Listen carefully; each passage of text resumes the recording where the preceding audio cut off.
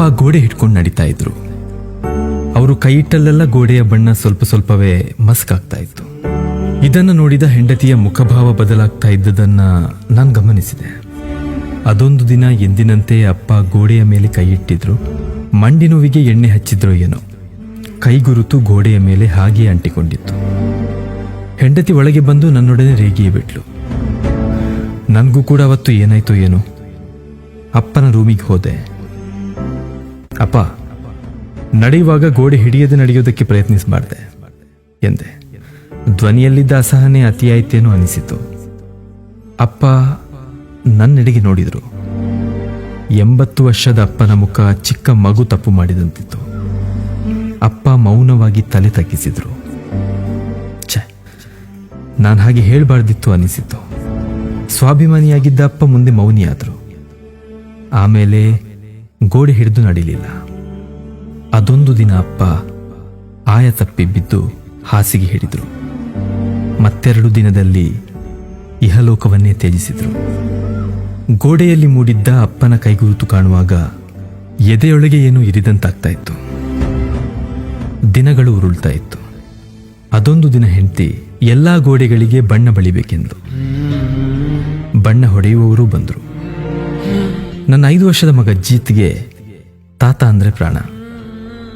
ಏನು ಮಾಡಿದ್ರೂ ತಾತನ ಕೈಗುರುತನ್ನು ಅಳಿಸಲು ಅವನು ಬಿಡಲೇ ಇಲ್ಲ.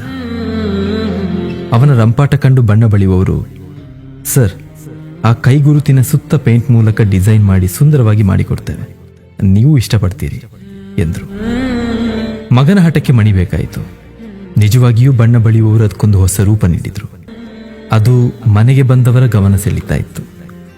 ಎಲ್ಲರೂ ಅದರ ಬಗ್ಗೆ ಸಂತಸ ವ್ಯಕ್ತಪಡಿಸ್ತಾ ಇದ್ರು. ಮುಂದೆ ಪ್ರತಿ ಬಾರಿ ಬಣ್ಣ ಬಳಿಯುವಾಗಲೂ ಆ ಜಾಗವನ್ನು ಮಾತ್ರ ವಿಶೇಷವಾಗಿ ಪೇಂಟ್ ಮಾಡಲಾಗ್ತಾ ಇತ್ತು. ಮೊದಮೊದಲು ಮಗನ ಒತ್ತಾಯಕ್ಕಾಗಿ ಆದರೂ ಈಗೀಗ ಅದರ ಮೇಲೆ ವ್ಯಾಮೋಹ ಬೆಳೆದಿತ್ತು.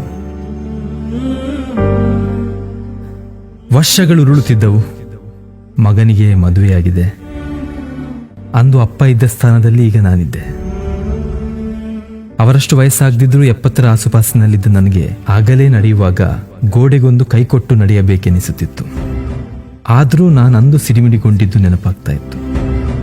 ಗೋಡೆಗೆಲ್ಲಿ ಕೈ ತಾಗುವುದು ಎಂದು ಗೋಡೆ ಬಿಟ್ಟು ದೂರದಲ್ಲೇ ನಡೀತಾ ಇದ್ದೆ. ಅದೊಂದು ದಿನ ನನ್ನ ರೂಮಿನಿಂದ ಹೊರಗೆ ಬಂದು 2 ಹೆಜ್ಜೆ ಇಡುವಷ್ಟರಲ್ಲಿ ಮೈವಾಲಿತ್ತು. ಆಧಾರಕ್ಕಾಗಿ ಕೈ ಚಾಚಿದ್ದಷ್ಟೇ. ನಿಮಿಷದಲ್ಲಿ ಓಡಿ ಬಂದ ಮಗನ ತೋಳಿನಲ್ಲಿ ನಾನಿದ್ದೆ. ಅಪ್ಪ, ಹೊರಗೆ ಬರುವಾಗ ಗೋಡೆ ಹಿಡ್ಕೊಂಡು ಮೆಲ್ಲನೆ ಬರಬಾರದೆ, ನೋಡಿ ಈಗ ಬಿದ್ದು ಬಿಡ್ತಾ ಇದ್ರಿ ಎಂದು ಹೇಳಿದಾಗ ಅಚ್ಚರಿಯಿಂದ ಅವನ ಮುಖ ನೋಡಿದೆ.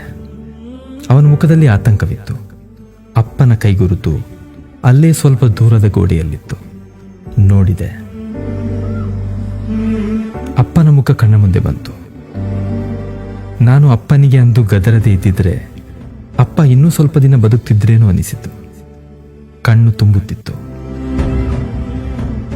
ಓಡಿ ಬಂದ 8 ವರ್ಷದ ಮೊಮ್ಮಗಳು, ತಾತ, ನನ್ನ ಹೆಗಲಿಟ್ಕೊಂಡು ನಡೆಯಿರಿ ಎಂದು ಕೈಯನ್ನು ಅವಳ ಹೆಗಲ ಮೇಲೆ ಇರಿಸಿಕೊಂಡು ಮುದ್ದಾಗಿ ನಕ್ಕಳು. ಹಾಲ್ನಲ್ಲಿ ಸೋಫಾ ಮೇಲೆ ಕುಳಿತೆ. ಮೊಮ್ಮಗಳು ಅವಳ ಡ್ರಾಯಿಂಗ್ ಪುಸ್ತಕ ತಂದು, ತಾತ, ಇವತ್ತು ಕ್ಲಾಸಲ್ಲಿ ಡ್ರಾಯಿಂಗ್ನಲ್ಲಿ ನನಗೆ ಫಸ್ಟ್ ಪ್ರೈಸ್ ಬಂತು ಎಂದಳು. ಹೌದಾ, ಯಾವ ಚಿತ್ರ ಬರದೆ ತೋರಿಸು ಎಂದೆ. ತೆರೆದು ತೋರಿಸಿದ್ಲು. ಗೋಡೆಯ ಮೇಲೆ ಅಪ್ಪನ ಕೈಗುರುತಿಗೆ ಸುಂದರವಾಗಿ ಡಿಸೈನ್ ಮಾಡಿದ ಚಿತ್ರವನ್ನ ಮೊಮ್ಮಗಳು ಗೋಡೆಯಲ್ಲಿದ್ದಂತೆಯೇ ಬರೆದಿದ್ಲು. ಮೊಮ್ಮಗಳು ಮತ್ತೆ ಹೇಳಿದ್ಲು, ತಾತ, ಮಿಸ್ ಕೇಳಿದ್ರು ಇದು ಏನು ಅಂತ. ಅದಕ್ಕೆ ನಾನಂದೆ, ಇದು ನನ್ನ ಪಪ್ಪನ ತಾತನ ಕೈಗುರುತು, ನಮ್ಮ ಮನೆ ಗೋಡೆ ಮೇಲೆ ಈಗಲೂ ಇದೆ ಅಂದೆ.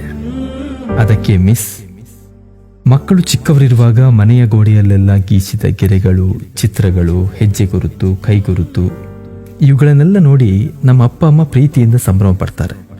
ಹಾಗೆ ನಾವು ಅವರಿಗೆ ವಯಸ್ಸಾದ ನಂತರ ಅವರನ್ನು ಅದೇ ರೀತಿ ಪ್ರೀತಿಸಬೇಕು ಎಂದು ಎಲ್ಲ ಮಕ್ಕಳಿಗೆ ಹೇಳಿಕೊಟ್ರು. ನನಗೆ ವೆರಿ ಗುಡ್ ಶ್ರೇಯ ಎಂದರು ಎಂದು ಮುದ್ದು ಮುದ್ದಾಗಿ ನೋಡಿದ್ಲು.